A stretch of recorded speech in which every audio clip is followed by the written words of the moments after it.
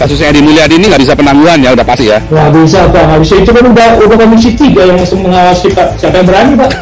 Iya, iya. Itu udah nggak bisa ya. Presiden baru itu nggak akan berani Pak. Wakil presiden itu nggak akan berani Pak. Karena itu udah Komisi 3 langsung Pak. Ya. Dan nggak mungkin masuk angin lagi ya. Bisa tambah berat ya. Edi Mulyadi itu bisa kena 5 tahun juga tuh ya. Bahkan lebih Pak.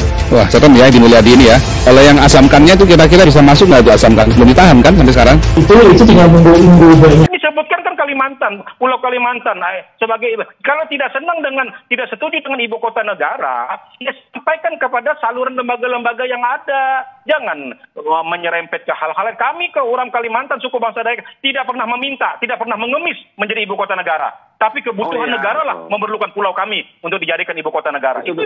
Jadi menurut kami begini, karena yang dilakukan ini sudah sedemikian rupa masifnya dan juga sudah kemana-mana, dan juga yang merasa terlukai bukan hanya orang per orang, tapi masyarakat secara menyeluruh dan juga suku bangsa Dayak khususnya, dan kemudian juga warga Pulau Kalimantan pada umumnya. Jadi menurut kami bisa memahami apa yang disampaikan tentang permintaan maaf itu Pak Herman Kadir sampaikan kepada saudara EM, tapi dalam rangka nantinya bentuk legitimasi permintaan maaf itu ya harus disampaikan dong di hadapan para pemangku-pemangku adat kami, baik secara kultural maupun secara struktural. Kan kita ingin lihat ketulusan itikat baiknya. Nah, jadi di hadapan itikat para baik ini di depan langsung pemangku adat begitu ya prosesinya. Nah, soal prosesi ini betul. Apakah jadi tapi ini terang saja Mbak ya, ini kan akan dikonsolidasi oleh Majelis Adat Dayak Nasional. Karena begini juga, kami ini suku Dayaknya sangat besar gitu, 405 subsuku. Jadi kami harus tidak bisa yang selalu serampangan. Kami akan konsolidasi lah agar ini dapat dipahami. Jadi menengahi begitu ya.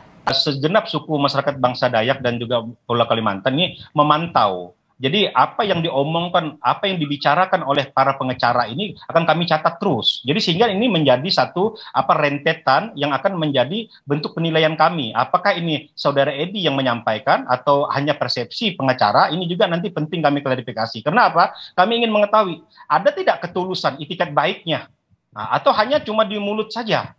Nah kan ini kan satu hal. Ini jadi terus terang saja ya. Ini saya menyampaikan ini para pemangku-pemangku adat secara kultural di garis bawah, di grassroots akar rumput, ini masih dalam artian itu ya kita masih tolong sementara percayakan kepada kita untuk ini, tapi insya Allah saya bilang ini akan berjalan. Tapi kalau melihat gelagat yang nantinya banyak dalih, banyak kilah ya saya terus terang saja ya, jadi nanti seiring waktu lah kita akan melihat sampai proses ini berjalan begitu. Sebagai tersangka juga insya Allah kami akan melayangkan surat ke Dewan Pers minta perlindungan hukum di sana, karena persoalan hukumnya adalah masalah Pak Edi sebagai seorang wartawan senior gitu. Artinya produk-produk hukum dan pertanyaan-pertanyaan yang kemarin dari 1 sampai 30 pertanyaan yang di BAP kemarin itu adalah produk jurnalistik semua. Makanya kami akan kirim surat besok ke Dewan Pers. Dan sekali lagi ditegaskan produk jurnalistik itu bisa dipertanggungjawabkan begitu dan akan disampaikan ke pihak kepolisian. Ke Dewan Pers. Oke. Tapi ini sudah disampaikan ke pihak penyidik. Belum, besok kami akan menyampaikan. Setelah ketemu Pak Edi, nanti mendampingin Pak Edi, habis itu nanti ada tim saya yang akan mengirim surat ke Dewan Pers. Oke. Bukti-buktinya selain video itu, apakah ada yang dipunyai tim kuasa hukum untuk membuktikan bahwa, kalau dari pihak pengacara kan mengatakan bahwa itu tidak ada maksud untuk menyakiti?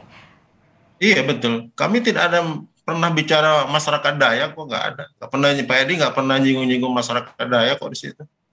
Hanya tempat jin buang anak aja. Itu aja. Oke. Yang ribut kan sekarang masyarakat Dayaknya yang ribut.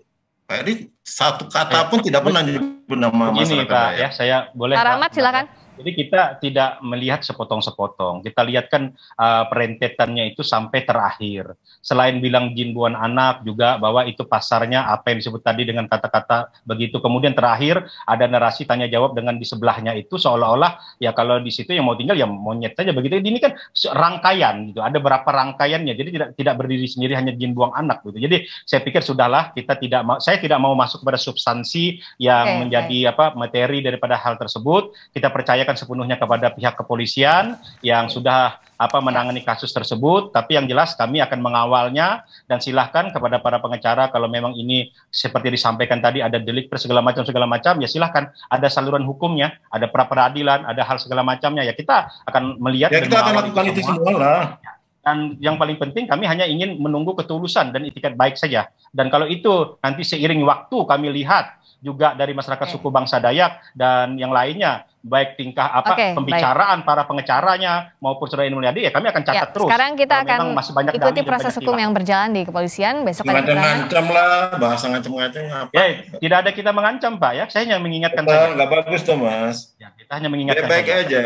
Apalagi namanya Nasution Hamka. Kok ngaku orang Dayak? Orang itu sopan-sopan. Woi, Bapak belum tahu. Datang, Bapak. Datang sama saya. Oi, orang Dayak ngomong nggak ada ngancam-ngancam orang Dayak itu. Bapak. Nah inilah Bapak belum jauh mainnya, Pak. Ya, Pak. Jangan mempertanyakan suku orang, Bapak. Ya, nggak mungkin saya ditunjuk jadi juru bicara.